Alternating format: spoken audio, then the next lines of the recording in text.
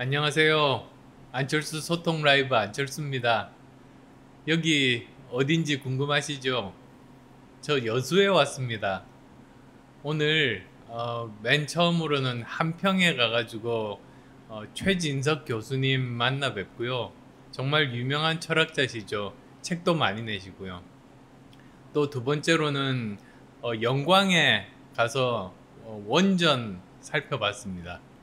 그리고 또 마지막으로 이곳 여수에 왔습니다. 장인어른 기일을 맞아서 조금 전에 성묘 다니고 오는 길입니다. 오늘 있었던 일들 하나씩 좀 들려드리고 싶으네요. 우선 처음에 한평에 갔습니다. 거기 유명한 철학자 저 최진석 교수님과 이렇게 대화를 나눴습니다. 근데 1시간 정도 이렇게 대화를 나눴는데 정말 시간 가는 줄 몰랐습니다. 굉장히 알찬 대화들을 많이 나눴거든요. 어, 여러 가지 이야기 나눴죠. 그러니까 우선 가장 중요한 것으로는 어, 정말 시대 교체가 필요하다. 그런 말씀을 나눴습니다. 우리나라가 정말 산업화, 민주화 다 성공적으로 진행하고 다음으로 또 이제 넘어가야 되는데 거기서 멈춘 겁니다. 그러니까 그냥 역사가 정체가 돼서 그 다음 단계로는 우리가 어디로 가야 됩니까? 선진국이 돼야 되거든요. 그러니까 우리에게 필요한 게 선진화인데 산업화, 민주화 거쳐가지고 선진화가 돼야 되는데 그 단계를 못 가는 겁니다. 그래서 이러한 그 시대를 교체를 해야 된다. 그 말씀을 드렸죠. 사실 지금 정권 교체 이야기를 하는데요. 이 정권 교체라는 것도 더 좋게, 더 발전되게 정권 교체가 되면 좋은데 오히려 적폐 교대, 그러니까 구적패가 신적패가 되고 또 그 전에 신적패는 정권을 뺏기니까 구적패가 되는 이 일이 또 반복이 되면 이건 정권 교체가 아니라 적폐 교대거든요. 그러면 도대체 우리나라 그리고 또 국민들에게 어떤 그 이득이 있겠습니까? 정말 그럼 절망적이다. 그래서 오히려 우리는 시대 교체가 되어야 된다. 그리고 지금 정치 교체 말하는 분도 계십니다만 사실은 이 커다란 선진화라는 시대 교체 속의 한 부분인 거죠. 이 정치 교체라는 것은요. 그런 이야기가 나눴었고요. 또 두 번째로는 사람의 인격에 대해서 이야기를 나눴습니다. 그러니까 자기가 끊임없이 그 공부하고 그리고 또 끊임없이 생각하고 그리고 끊임없이 질문하는 사람만이 스스로 발전할 수 있고요. 그러면 높은 정도 수준의 시선을 가지게 되는 겁니다. 그리고 그 사람의 시선의 높이에 따라서 국가 지도자의 높이에 따라서 국가의 높이도 결정이 되는 것이죠. 그런 이야기들을 나눴는데 거기서 가장 중요한 것은 사실 사람의 인성이라고 합니다. 그리고 또 인간으로서의 온전함, 그 다음에 도덕성, 이런 것들이 가장 기본이다. 만약에 도덕성이 없는 사람이라면 계속 결국은 예전에 했던 일에 대해서 거짓말을 하게 되고요. 그렇게 되면 그냥 과거에 묶여서 미래로 나아갈 수 없답니다. 즉 도덕성이 없으면 미래로 나아갈 수 없다.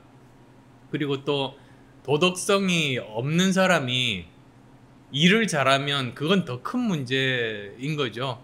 도덕성이 없는데 일을 잘하면요. 만약에 커다란 역할을 만났을 때, 커다란 역할을 맡았을 때, 그러면 이 사람은 자기 능력을 자기를 위해서, 자기 편을 위해서 사용하고 나머지 국민들은 거기에 대해서는 정말 희생하게 되는 것이죠. 그래서 오히려 그 도덕적이지 않은 사람은 능력이 없는 게 차라리 더 낫다. 그런 말씀들도 사실 나눴습니다. 그래서 국가 지도자의 가장 근본은 도덕성, 인간으로서의 온전함, 영어로 인테그리티라는 거를 이제 이야기를 나눴습니다. 그래서 뭐 어떤 후보가 그 사람 도덕적으로는 문제가 있지만 일은 잘하지, 그러면 그건 굉장히 위험하다. 저는 그렇게 말씀드리고 싶어요. 그렇게 이야기를 나누고 그 한평에서 또 그 교수님하고 점심을 먹었어요. 식당에 갔는데 거기가 육회가 굉장히 유명하더라고요. 그래서 육회 먹고 그 다음에 육회 비빔밥 이렇게 잘 먹고 그 다음에 영광으로 출발했습니다. 영광에 가서는 거기에 그 서해안의 유일한 그 원자력 단지잖아요. 그리고 또 거기에는 이미 그 원자력 발전소가 6기가 한 곳에 있습니다.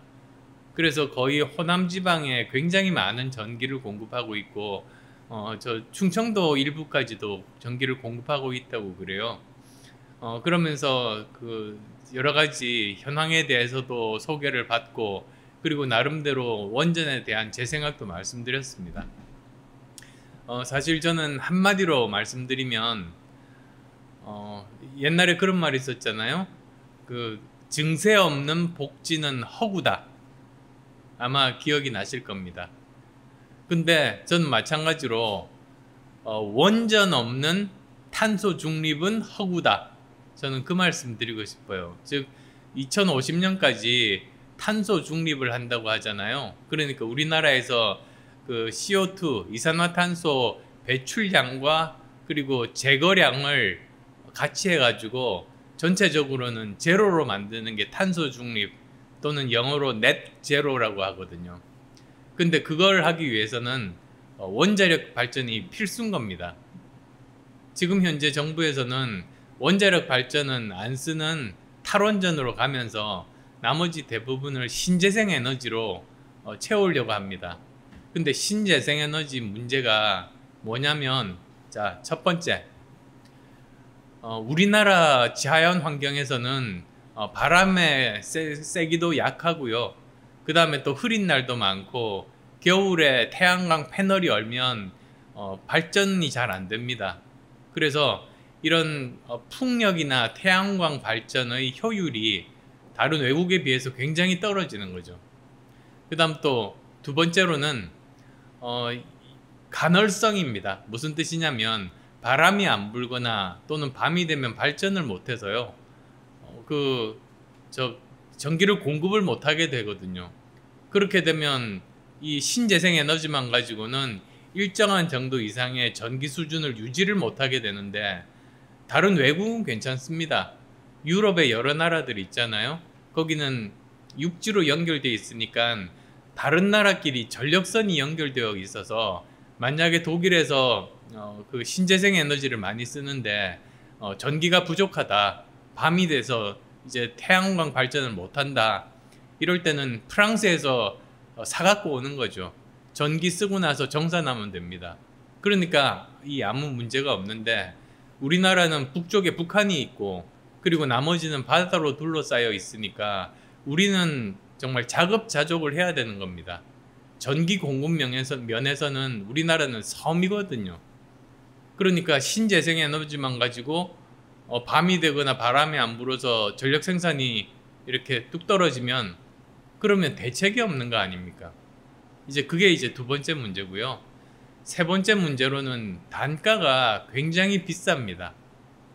그리고 또 네 번째로는 땅이 굉장히 많이 필요합니다. 우리나라 같이 땅이 부족한 나라에서 말이죠. 그래서 이제 그런 문제들을 어떻게 극복할 것인가. 그러면 지금 발전 방법이 신재생 에너지 말고는 두 가지뿐이거든요. 하나는 화석 연료 발전, 그리고 또 하나는 원전인데, 화석 연료 발전은 미세먼지도 많이 나고 그리고 또 이산화탄소 배출도 많으니까 이게 탄소 중립에 제일 나쁜 거 아니겠어요. 그러니까 다 자연스럽게 원전밖에는 대안이 없는 거죠. 근데 원전하면 가장 사람들이 걱정하는 게 후쿠시마 원전처럼 그렇게 폭발해서 방사능 유출될까 아닌가, 이런 거를 걱정하시거든요. 근데 저는 이거는 이제 기술이 발전하면서 과학적으로 극복할 수 있다고 제가 말씀드리고 싶어요. 무슨 뜻이냐면 사실 자동차 사고로 사람이 죽습니다. 그러면 우리가 그래서 자동차 쓰지 말자 이러겠어요? 안 그렇잖아요. 그러니까 자동차 사고가 나면 그 사고를 줄일 수 있게 기술 발전을 시켜서 계속 더 안전하게 만들면서 쓰는 법이거든요. 다른 모든 그런 기술들 다 마찬가지입니다. 그러니까 원자력 발전도 안전도를 강화시키고 사용 후 핵연료 처리도 훨씬 더 효율적으로 그리고 잘하게 만드는 그런 기술을 개발하면 되는 거 아니겠어요. 그리고 실제로도 그 SMR이라고 하는데요. 소형 모듈러 원전이라는 게 이 안전도가 획기적으로 강화된 그런 원전입니다. 왜 그 소형 이렇게 원전이 작아지면은 안전도가 높아지는가? 아주 간단하게 설명드리면 이런 거예요. 우리가 그 전력 생산의 그 경제성을 위해서요, 원전을 크게 짓거든요, 한 번 지으면. 근데 이 크기가 자꾸 커지다 보면 이 복잡하잖아요. 굉장히 복잡성이 증가를 하게 되면 어떤 일이 발생하느냐면 어느 정도 임계치를 한계를 넘어가 버리면 그 다음에는 너무 복잡해서 나중에 어떤 일들이 발생하는지 모든 경우에 대한 예측이 굉장히 힘들게 됩니다. 그러다 보면 이렇게 후쿠시마 같은 일도 우리가 생각지도 못했던 사고가 생겨날 수도 있는 거거든요. 근데 이것을 사이즈를 줄여버리면, 그렇게 되면 이제 모든 이제 가능한 여러 가지 결과들이 다 예측이 가능하고 관리가 가능하게 됩니다. 좋은 예가 원자력 잠수함, 핵 잠수함이죠. 전 세계 바다에서 수십 년 동안 그 수많은 핵 잠수함들이 바다를 떠다녔는데 지금까지 사고가 난 거는 한 번도 없습니다. 왜 그러냐? 거기서 쓰는 원자로 크기가 굉장히 작아서요. 이제 여기서는 앞으로 어떤 사고가 날 수 있다, 뭐 어떤 일이 생길 수 있다, 이런 게 모두 다 예측이 가능하고, 그래서 위험 관리가 가능해서 지금까지 사고가 한 번도 안 난 겁니다. 이 소형 모듈러 원전의 그런 개념도 그런 거거든요. 원전의 크기를 줄이고 또 요즘은 기술이 발달해서 경제성도 확보가 되기 때문에 그 사고의 확률을 획기적으로 줄일 수 있다. 그래서 이렇게 기술 발전이 되고요. 사용 후 핵연료 같은 경우도 파이로 프로세싱이라는 게 지금 기술 개발이 되고 있습니다. 이제 그게 기술 개발이 어느 정도 되면은 사용 후 핵연료의 크기를 20분의 1로 줄인답니다. 그리고 그러다 보니까 사실 굉장히 기대가 되는 그런 기술들이죠. 그래서 원전 관련해서는 마지막으로 하나만 더 말씀드리고 싶은 게요. 위험과 공포는 다르다는 겁니다. 위험, 공포. 좋은 예가 자동차와 비행기 같아요. 보면은 자동차와 비행기 중에 어디가 사고 확률이 더 높고 더 많은 사람이 죽겠어요? 자동차거든요. 실제로 위험한 거예요, 자동차는. 근데 비행기 사고는 거의 안 나잖아요. 근데 사고가 나면 그 비행기 탄 사람들은 뭐 거의 다 죽는 경우가 많잖아요. 근데 그러다 보니까 실제로 위험한 것보다 더 공포감을 느끼는 거죠. 그러니까 사실은 비행기가 더 안전한데도 사람들은 그러는 겁니다. 그래서 국가에서 정책을 세울 때는 어떻게 해야 되느냐? 이 위험에 대해서는 자꾸만 그 위험도를 줄여가게 계속 과학적인 그런 것들을 그 기술을 개발해야죠. 그리고 또 그 비합리적인 공포를 가진 것에 대해서는 끊임없이 교육을 시키면서 그것에 대해서는 그 공포감을 낮추는 게 중요합니다. 원전은 어떠냐? 원전은 이 위험과 공포 중에 공포에 해당해요. 그럼 위험은 뭐냐? 이거는 석탄이라든지 LNG 같은 그 화석연료 발전인 거죠. 그래서 실제로 위험한 건 화석연료 발전이고, 이 원전은 그 위험이라기보다는 공포에 해당한다. 그래서 이거는 기술 발전을 통해서 어느 정도 계속 지속적으로 극복이 가능한 분야다. 그런 말씀 드리고 싶습니다. 그리고 이제 오늘 기일을 맞아서 이곳 여수의 한 카페에 와서요. 사실 이렇게 오늘 녹화 방송인데요. 녹화 방송 하는 이유가 그 8시가 되면 그 시간은 제가 차를 타고 이제 서울로 가고 있을 때인데, 아무래도 어둡고 또 방송이 불안정성이 있어서 어떻게 될지 모르잖아요. 그래서 좀 안정적으로 하려고 지금 이렇게 녹화를 이곳 여수에 있는 한 좋은 카페에서 하고 있다는 말씀 드리고 싶고요. 자, 그러면 마지막으로 오늘 그 KT에서 인터넷망이 다운됐습니다. 그것 때문에 정말로 많은 분들 고생하셨을 텐데 제가 글을 올렸습니다. 거기 제가 쓴 내용들 이렇게 뭐 간단하게 말씀을 드리자면, 사실 인터넷망이라는 게 이게 없으면 불편하고 있으면 더 좋고 이런 게 아니거든요. 지금은 필수적인 국가 기관망이 됐어요. 사실 이번에 이게 다운되면서 뭐 40분이라던가 1시간이라던가 이 정도로 다운이 됐는데, 그 시간 동안에 전자상거래도 안 되고, 그 다음에 증권거래나 금융거래 같은 것들도 정말 1초가 아까운데 그것도 되지를 않고, 관공서라든지 업무라든지 이런 것들이 다 안 된 거 아니겠습니까? 저는 그래서 이게 평일날이니까 뭐 증권이나 금융거래만 하더라도 어쩌면 피해 액수가 굉장히 클 수도 있겠다는 생각이 듭니다. 처음에는 디도스 공격, 그러니까 해커가 공격을 했다고 하다가 나중에는 그 내부에서 무슨 설정을 잘못해가지고 이런 일이 발생했다고 하는데요. 어쨌든 사실은 두 경우 다 마찬가지로 이런 국가기관망에 대해서는 미리 대비를 해서요. 사람이 관리하다가 실수할 수도 있고 해커가 공격할 수도 있는데, 어떤 경우에도 정말로 중요한 그런 그 통신망에 대해서는 최소한의 그 연결성은 확보가 되어 있어야지, 그러니까 연결이 끊어지지 않도록 미리미리 대비할 수 있거든요. 그런 것들을 갖춰야 된다. 근데 보통 경우에 그냥 아무 일도 없으면 이런 일에 돈은 투자를 많이 해야 되는데 여기에 대해서 효과는 없잖아요, 당장은. 그러다 보니까 투자를 등한히 하기 쉽거든요. 근데 이제는 그런 것도 투자를 해야 된다.